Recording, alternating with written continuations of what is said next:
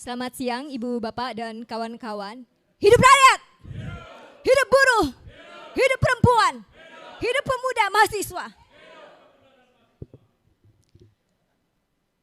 Ibu, Bapak, dan kawan-kawan, siang ini kita berkumpul di YLBHI. Untuk apa? Pertama, kita ingin menyatakan kepada pemerintahan hari ini, pemerintahan Jokowi yang secara jelas telah melanggar konstitusi dan melakukan penyalahgunaan kekuasaan, penyelewengan kekuasaan dengan menerbitkan Perpu Cipta Kerja. Ibu, Bapak, dan kawan-kawan, tadi Isnur sudah sampaikan bahwa salah satu alasan yang disampaikan sebagai argumentasi kegentingan yang memaksa hingga Presiden mengeluarkan Perpu adalah resesi ekonomi.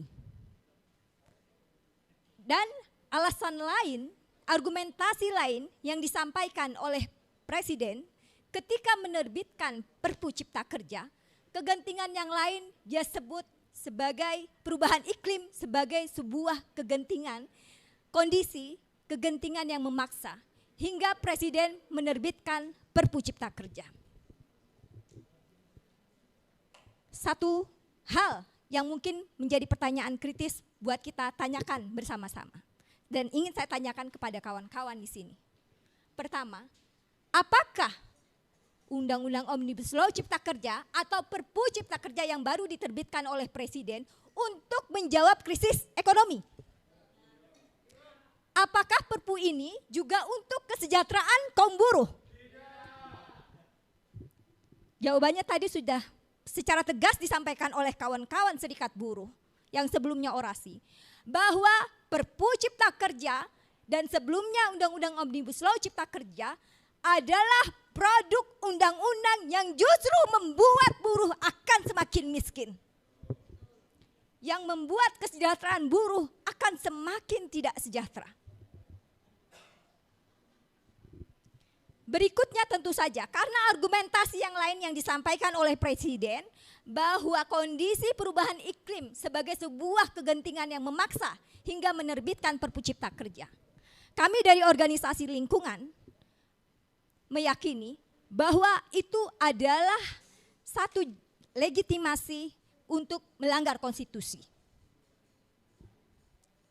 Kalau kita lihat Ibu, Bapak, dan kawan-kawan, pasal-pasal yang ada dalam Perpu Cipta Kerja yang diterbitkan oleh Jokowi itu plek-ketuplek ya, dari Undang-Undang Omnibus Law Cipta Kerja yang justru akan memperparah krisis iklim. Kalau dia alasannya perubahan iklim, justru kontradiktif.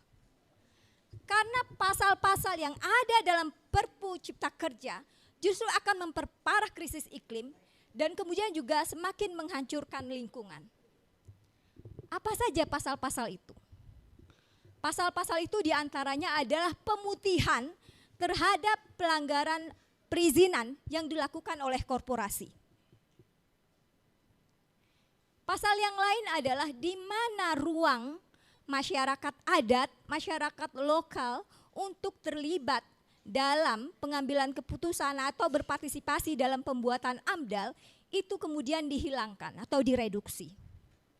Artinya tidak ada partisipasi warga di situ.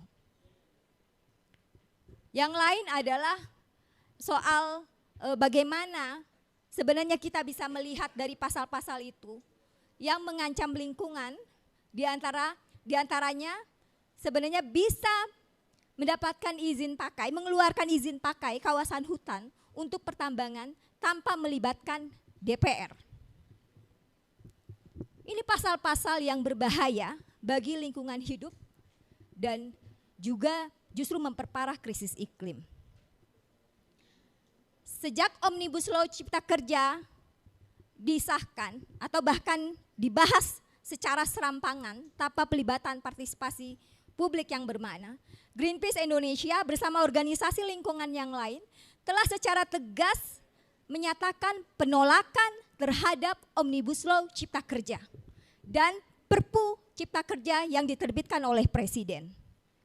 Jelas bahwa Perpu ini adalah untuk kepentingan oligarki.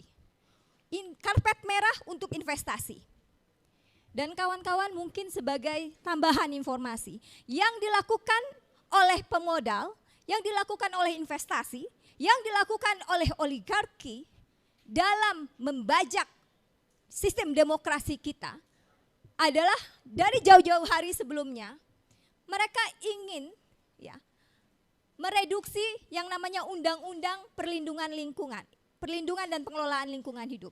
Undang-Undang nomor 32 tahun 2009. Itu adalah undang-undang yang sangat progresif untuk penyelamatan lingkungan, perlindungan lingkungan hidup.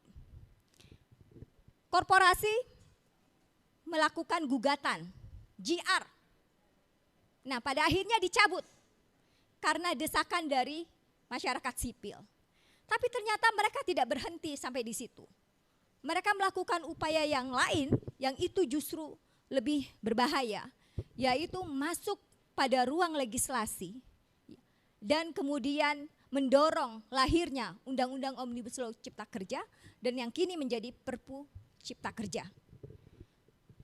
Kenapa kita mesti menyebutkan bahwa penerbitan Perpu Cipta Kerja yang dilakukan oleh Presiden adalah pelanggaran terhadap konstitusi dan penyelewengan terhadap kekuasaan.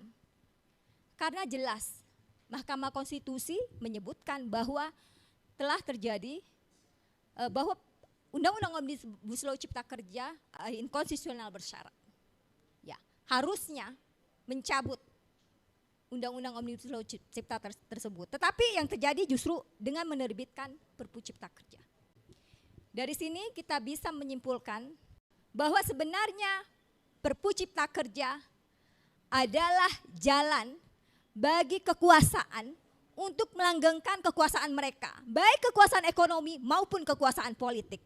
Bagaimana investasi dan kemudian kekuasaan bersatu untuk melahirkan sebuah kebijakan yang menyengsarakan rakyat dan mengancam lingkungan hidup dan bahkan memperparah krisis iklim.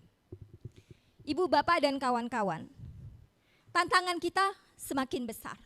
Kita dihadapkan pada pemerintahan yang semakin kita lihat sendiri melahirkan berbagai produk kebijakan yang tidak berpihak kepada lingkungan hidup dan rakyat. Kita tidak bisa tinggal diam lagi. Yang harus kita lakukan adalah bagaimana membangun dan memperkuat konsolidasi gerakan rakyat. Seperti yang sudah disampaikan, tidak bisa ini hanya disuarakan oleh serikat buruh, tidak bisa hanya disuarakan oleh organisasi lingkungan, tidak bisa hanya disuarakan oleh mahasiswa. Kita harus bersatu.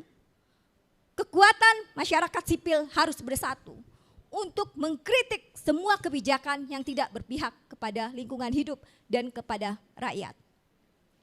Apakah kita mau melakukan itu? Apakah kita mau melakukan itu, kawan-kawan? Apakah kita mau membangun konsolidasi, memperkuat konsolidasi gerakan rakyat? Akselerasi oligarki semakin cepat. Tantangannya kadang kita semakin lambat.